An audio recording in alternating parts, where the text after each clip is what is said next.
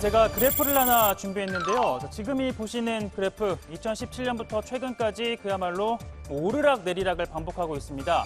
2017년 8월 최저점을 찍었다가 6개월 만에 급등해서 또 상한가를 치는 등 만약 이게 주식이라면 등락률을 종잡을 수 없어서 불확실성이 커 보이는 주식인데요. 자, 주식은 아니고요. 세로축을 한번 띄워보면요. 네, 바로 이재용 삼성전자 부회장 얘기입니다. 2017년 1월 이 특검 수사로 처음 구속영장이 청구가 됐습니다.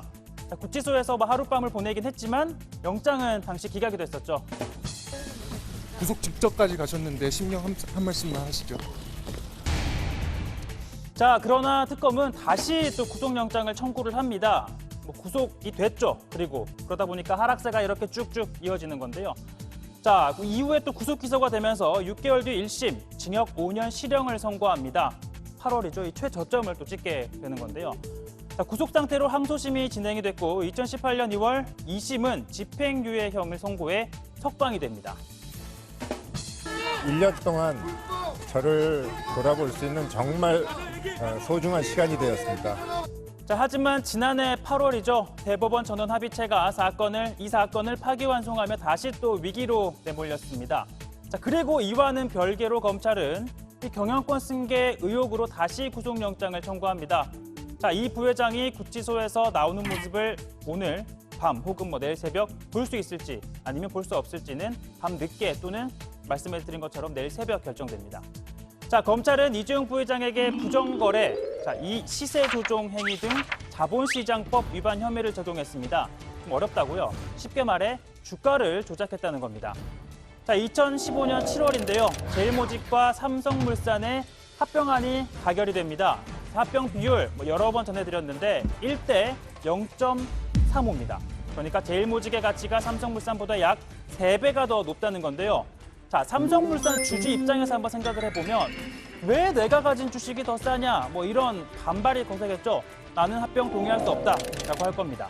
자, 이때 주식 매수 청구권이라는 게 있습니다.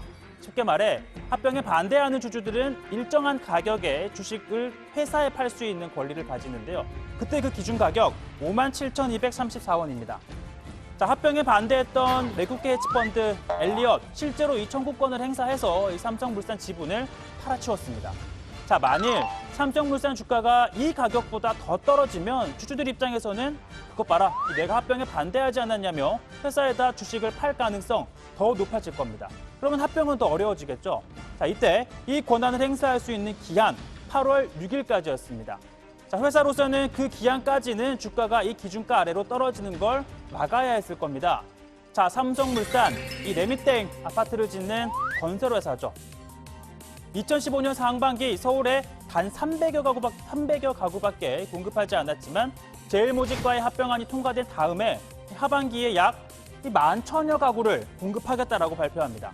합병을 앞둔 제일모직 역시 당시 자사주 4,400억 원어치를 사들이는데요.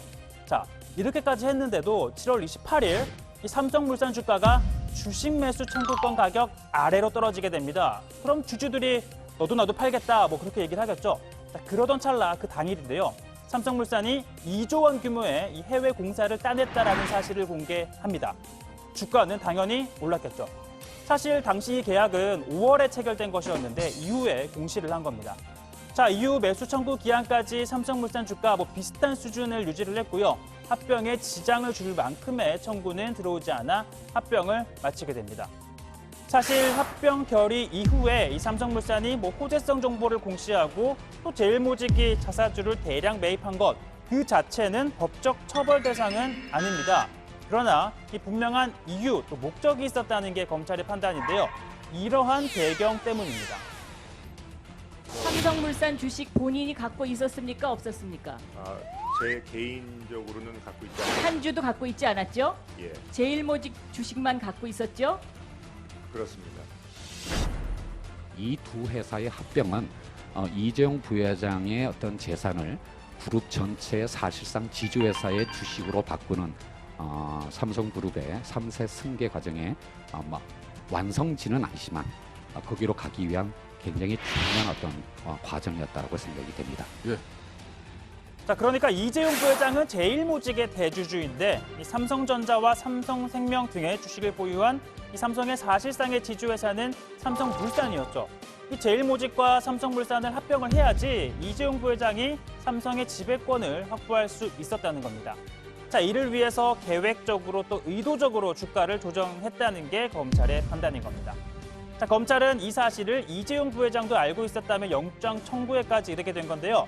자, 오늘 이 부회장, 자, 긍정도 부정도 하지 않았습니다. 불법적인 합병 의혹과 관련해서 보고받거나 지시하신 적 정말 없으십니까? 직원들 회사에서 지시 있었던 정황이 있는데 여전히 부인하시나요? 3년 만에 영장심사 맡게 되셨는데 심경 어떠십니까? 자, 삼성 입장도 한번 들어봐야겠죠. 이 지금 삼성물산과 제일모직의 합병은 법과 이 규정 그리고 절차에 따라 적법하게 진행이 되었다라고 밝혔습니다. 그러니까 합병 자체에 불법이 없었기 때문에 이 부회장이 보고를 받고 말고는 판단할 문제가 아니다. 즉, 이 부회장에 대해 영장을 청구한 건 아무런 근거가 없다라는 주장입니다. 동시에 삼성 측은요, 검찰 외부 전문가들로부터 기소 여부가 타당한지 그 판단을 받아보겠다라고 했었죠. 거기에 이어서 대국민 여론전에 나서는 모습이기도 한데요. 삼성이 코로나19에 따른 경제 위기를 극복하는 이 주역이 될 수 있도록 도와달라 이렇게 호소를 합니다. 자, 이재용 부회장은 지난해 석방 이후에 활발한 공개 행보를 보였습니다.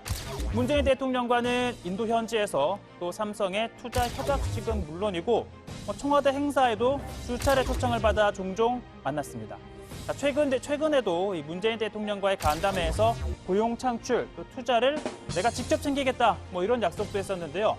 자, 물론 이 같은 약속, 이 부회장의 구속 여부와는 관계없이 이 삼성이 우리 경제를 위해 노력하겠다라는 뜻이었을 겁니다. 자, 오늘 발제 이렇게 정리합니다. 구속 갈림길 선 이재용, 경제 위기 극복 여론전 나선 삼성입니다.